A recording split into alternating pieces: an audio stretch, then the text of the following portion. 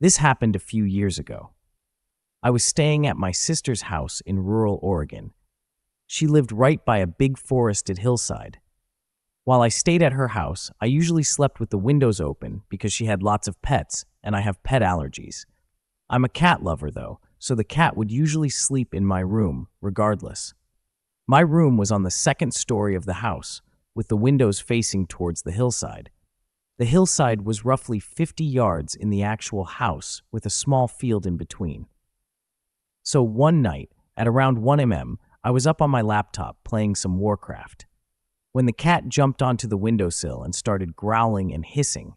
Then I heard a very large thing start crashing through the brush on the hillside at a running pace. It was running down the hill. The noise was getting louder.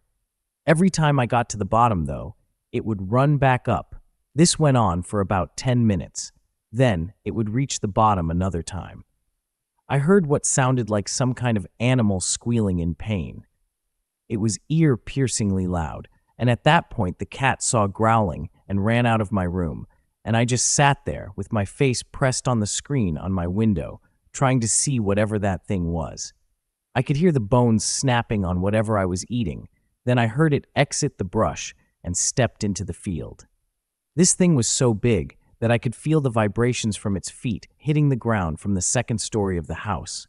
And while it was still about 40 yards away, I still couldn't see in the darkness, though, so I went to find a flashlight. When I found it and shine it out there, all I saw was this thing on all fours. It was still pushing about 5 feet tall. It had a pale, gray, blood-covered skin and a bear-like face. But with gaping eyes, it was staring right at me. I snored his teeth and made a growl, and I thought it was going to climb up the fire escape bladder and kill me. I was frozen in fear, just staring at this thing as it took a few more steps forward. All of a sudden, the cat came rushing back into the room and back to my windowsill and growled back at this thing. It glared the cap for a moment and then retreated to the hillside, crashing through brush again on his way back up. I followed with my flashlight and saw a pair of glowing eyes once it got to the top, as if it stopped to look back. Then they disappeared. I closed my windows, shut the blinds, and tried getting some sleep. I had nightmares about the beast. The next day, I asked my sister and her husband if they had heard or saw anything the night before, and they didn't. I have no idea what that thing could have been, but the fact that I could feel the footsteps made it all too real.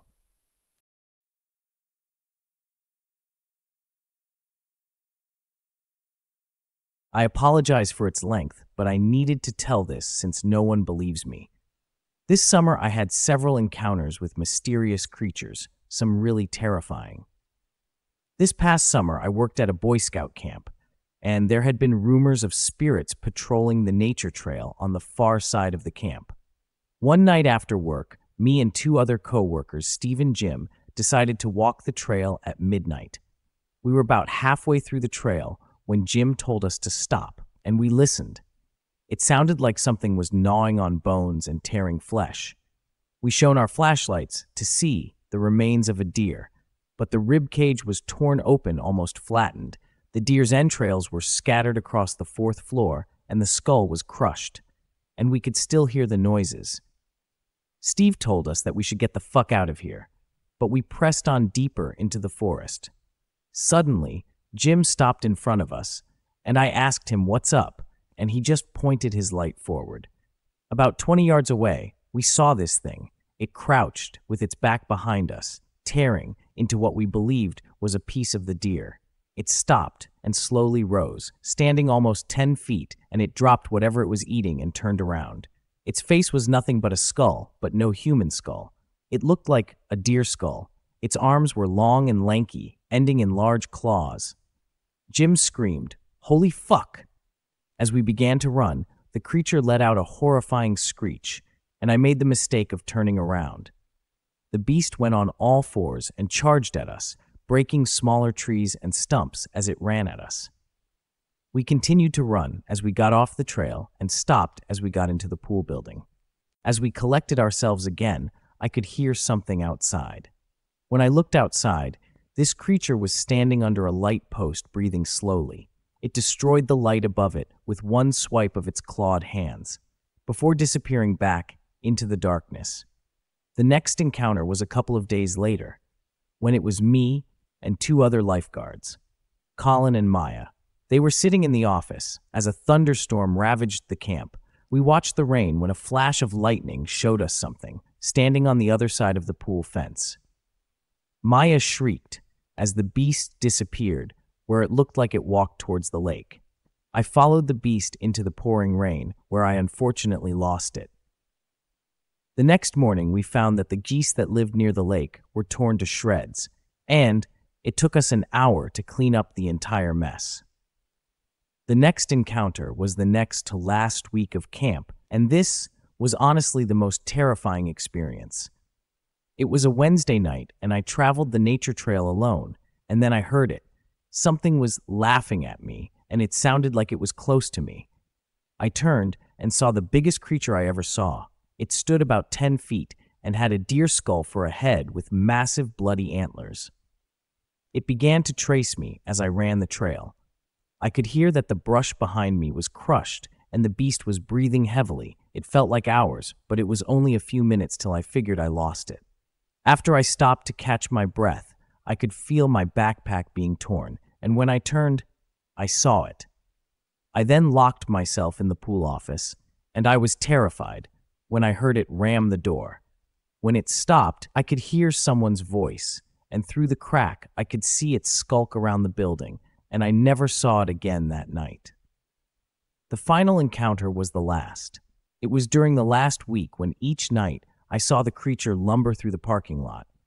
It looked like it had something in its grasp as it tore into it. I ran back to my campsite, and as I laid on my sleeping bag, I heard footsteps trudging through the campsite. When I looked up, I saw its blood-covered snout poke its head through the tent flaps. Its red eyes casted an eerie glow inside the tent, and I could hear it breathe, and what I thought was laughter. Each night, it returned and stuck its head in various tents until one staff member woke up and screamed. The next day we couldn't find him and spent the day looking for him until we found him in the parking lot. He looked pale and told us that it grabbed him and took him to the old BB range, and when it left, he ran that night. Me and 3 other people took flashlights and went to explore the range. It was decrepit and vines grew all over it, and then we saw them. Several carcasses of deer strewn about the place in various stages of decay, and they appeared to be partially consumed. One guard screamed as the window rose from behind the rock wall in front of the range and charged at us. We ran back to the science building, and we watched as it came out in the light. This one had blue eyes and was extremely thin, and it had 3 long fingers, ending in claws, and it scraped the ground and sniffed the air until it slowly returned to the forest. That was the last encounter I had, though I plan on returning to find it again.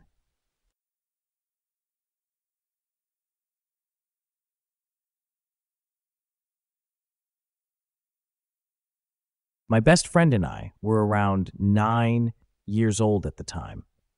One day she calls me and asks if I want to go intertubing with her and her mom. It wasn't actual intertubing. Her mom went to the store and bought some floaties and dropped us off at the national park about 10 minutes away from where we live. Yes, you read that right. Her mom dropped 2 9-year-olds off at a national park in the middle of the woods. Turns out, my friend only said her mom was coming, so my parents would let me go. Anyways, the plan was intertube down this river, which LED into town. Then walk to her dad's house and call her mom to pick us up. The trip goes all right. Some parts of the river were shallow, so we'd have to stand up and walk through the river, holding our inner tubes until it got deep enough to float again. It was super fun and relaxing being all alone in the wilderness, just enjoying each other in the water. The only part that freaked me out at this point was the fact that there was no trespassing signs posted on a few trees on our way down the river. The river we were on was close to the road that LED to the national park. That was to our left. To the right was wilderness that stretched on for miles and miles. We get to a point that were deeper than the rest, I'd say about 10 feet, or laughing and joking around when all of a sudden we hear rustling to our right. We couldn't see much. The bank was overgrown with ferns or some other type of foliage that grew way taller than either of us, even taller than the height of a full-grown man. All the blood drains in my face, and we are both paralyzed in fear as we watch as tall, human-like figure on 2 feet holding its arms out like a raptor does and passes through the foliage. We couldn't see, it just the shadow of it, of course. I'm on the side closer to whatever the freak this creature is. 2 thoughts went through my head as this was happening, but I didn't dare make a sound.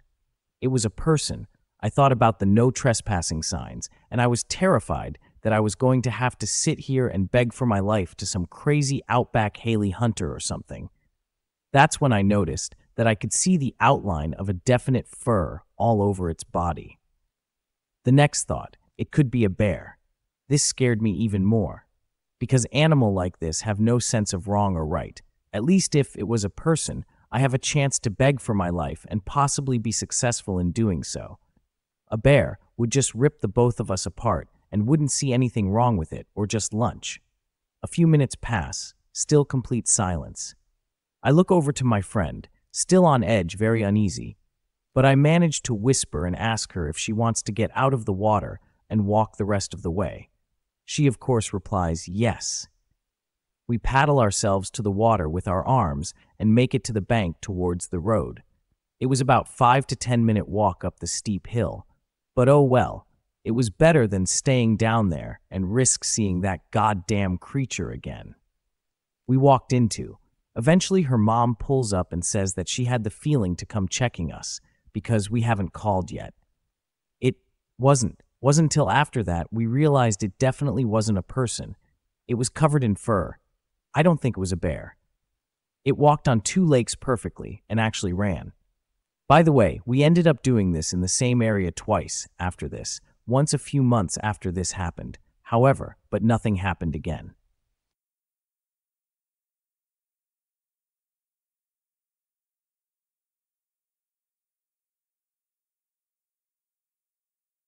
Where I work, there is an attic. No, not a creepy little lit, dirty attic. The attic at my work is large, well-lit, clean in a bright white. There is heavy metal racking that is empty, a good part of the year, and we have still grids on them. They are heavy enough to hold over a ton, but still loose enough that if you ran on them, they would make noise. Now, the attic has its fair share of awkward moments that I could write about, including, at one point, a poltergeist. But this is not the story I'm sharing. I'm not just limited to the attic, but it's an important factor, so here it goes. This happened a few months ago, and it was after closing time, the first time it happened. I had to go into the courtyard to put up signs for the next day. The courtyard has a heavy metal ceiling about 2 stories up, mind you. As I walked to the first automatic door, it opened.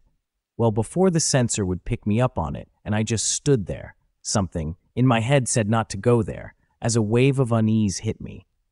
It didn't feel like the paranormal feels I usually get, and that made me a bit nervous, so I chose to walk the extra yard to the other door. It was closer to where I need to put the sign in the dim light yard. As I got to the door, it, like the other door, opened well before I got near it.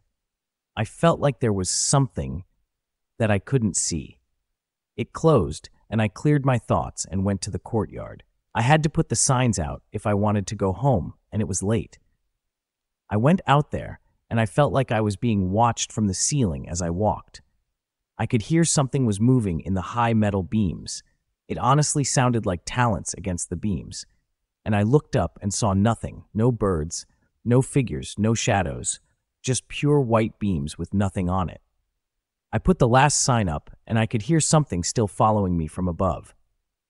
I began to quicken my pace to the door, and suddenly, I heard the shipper of heavy boxes a few feet behind me make noise like something massive had fallen on it.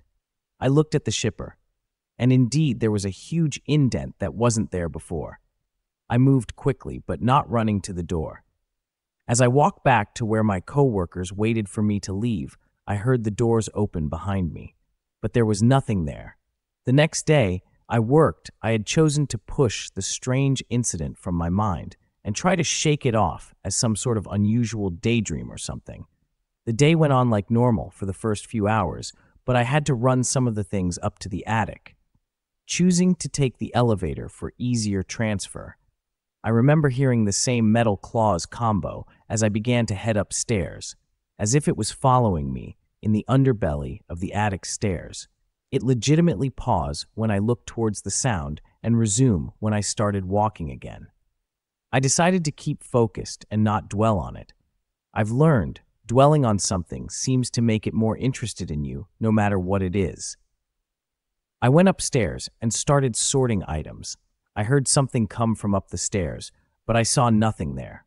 I honestly remember feeling like something was perched on one of the beams near me. It was like if I really wanted to see it, I would, like whatever it was really wanted me to. It was a strange feeling of tug-of-war in my own mind. I told myself to ignore it. Always there was this feeling I just couldn't. It wasn't my own. It was screaming at me saying, "See me," but I ignored it. My whole body felt like it was itching to run, but I knew I couldn't.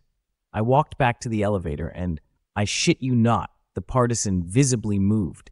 It was like something large was running along the heavy metal shelves. The rack was actually moving like something large and invisible was following me. When I got into the elevator, I heard it hit the wooden ground in front of it. The elevator shifted. I stood there, focused on the doors, but I knew that it was in there with me. I felt like it was hovering near me, waiting for me to freak out and look at it instead for some unknown reason. To this day, I can't explain. I reached for where I felt like it was without looking. I tried to touch whatever it was, and I'm not joking. It felt like the elevator shifted, like something large had backed away suddenly and hit the wall as the doors opened. I walked out quickly, and since then, I have not heard or felt anything, and I've said nothing to any of my coworkers. Unfortunately, I don't think it's gone. Since then, there has been a ridiculous amount of injuries upstairs that no one can figure out. I myself got my hand nearly broken by the beams that fell at random. Another coworker said he felt like he tripped over something large that he couldn't see and had fallen down. So, is this some sort of invisible cryptid or maybe something paranormal?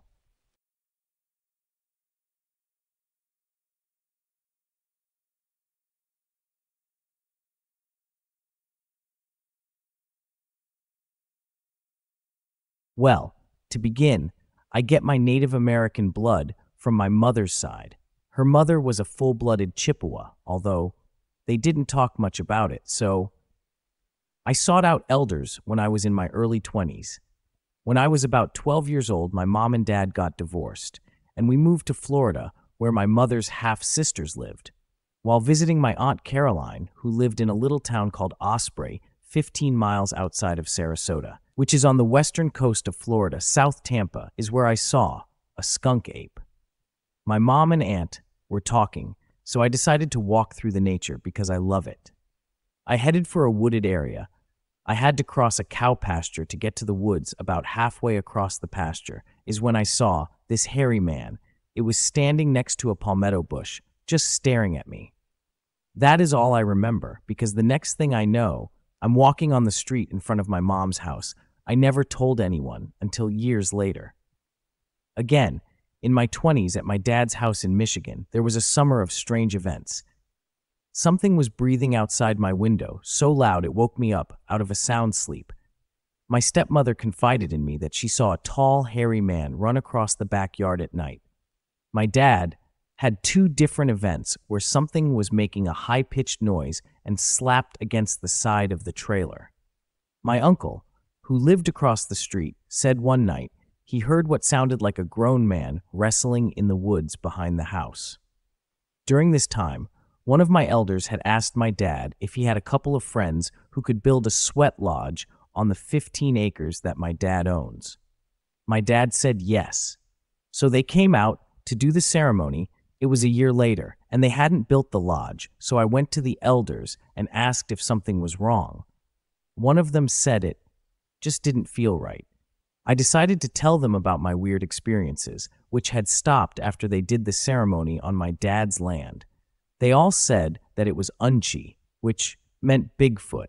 They explained, he shows up when things are out of balance to remind people to live in a good way to restore balance later. I learned about putting down tobacco when entering the woods in their territory and asking permission to pass through. It is said that they will guide you and protect you, and although you will not know they are there usually. The Bigfoot is also known as Kitty Sabe, and is taught that they brought honesty to the people.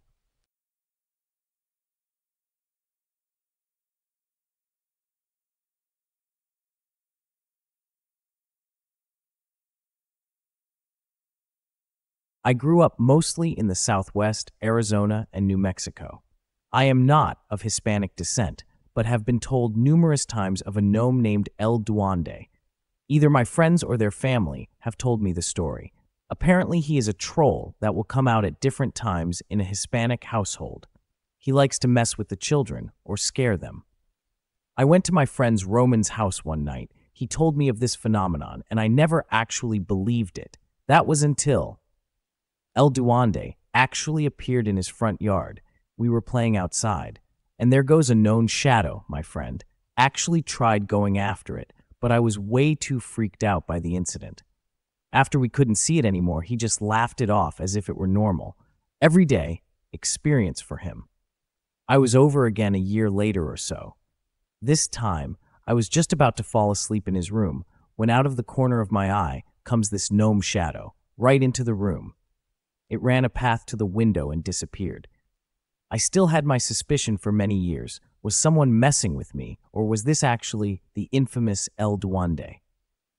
I'm a lot older now, and I still hear that story. One night I was sitting alone in my house. I saw a shadow run by my windowsill and jump toward the ground. It ran around and even went behind furniture to come out on the other side. And I said to myself, dang that elder one day.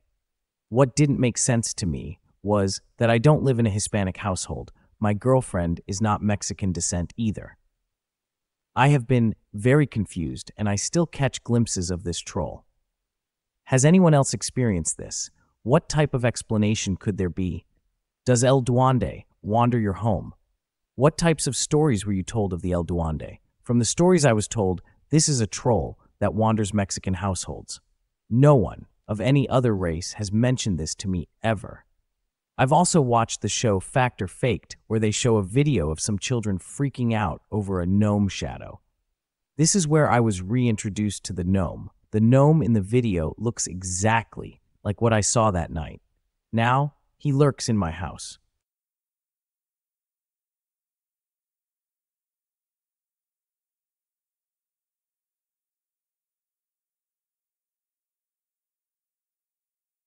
Hello, I'm going to just call myself Hunter for privacy reasons. I'm a fairly strong guy and pretty brave, and I swear on my life this is true. I'm 18 in Canada and First Nations territory. My mom and sister were in the city today's journey from where I live, and my dad was at work. We have 6 dogs because, well, my sister loves them, and I was alone to do anything really. I was bored on this day and decided to go for a walk up the creek close by my house.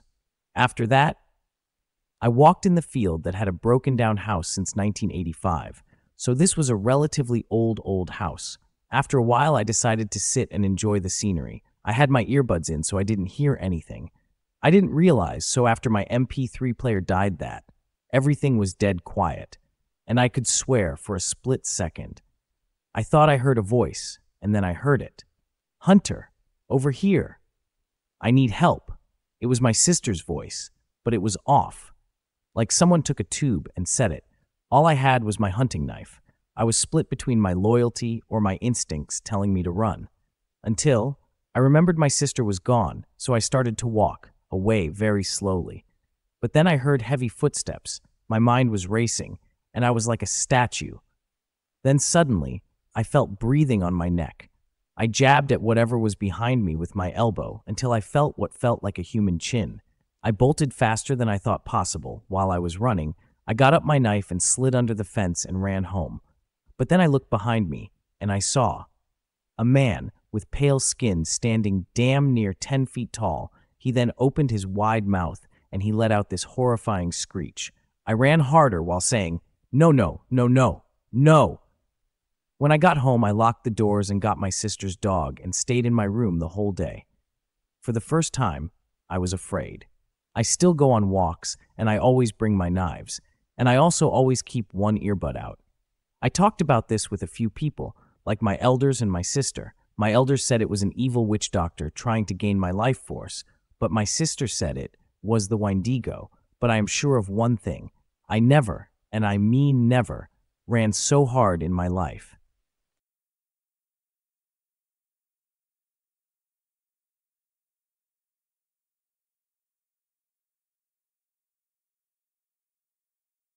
I'm a 15-year-old female from Victoria, Australia. I live around half an hour from Geelong, which is around 1 hour from Melbourne. My area is what is considered the country. I also have a large reserve only about a block from my house. This story takes place around 2 weeks ago. I was home alone on a Saturday night. My mother was with my father in Melbourne for a business trip, and my sister was with her boyfriend and will be home later. I was in the lounge room watching Netflix when I heard a thunk from the front veranda. It was too early for my sister to be home, so I thought it was the neighbor's dog. He can sometimes jump to the fence and come looking for food or something to play with. I went to the front door and looked through the window to the side. It was not the dog. There was a tall figure, maybe 210 centimeters tall, which is about 7 feet for Americans. I had goat's legs covered in gray fur with black hooves and bright yellow eyes, which looked right back at me. I ran back to the living room in blind panic. What the fuck was that? I thought. In a random idea, I grabbed my phone and started playing the loudest song I could find, which happened to be Hero by Jonathan Young. This wasn't an attempt to either scare or lure the beast away.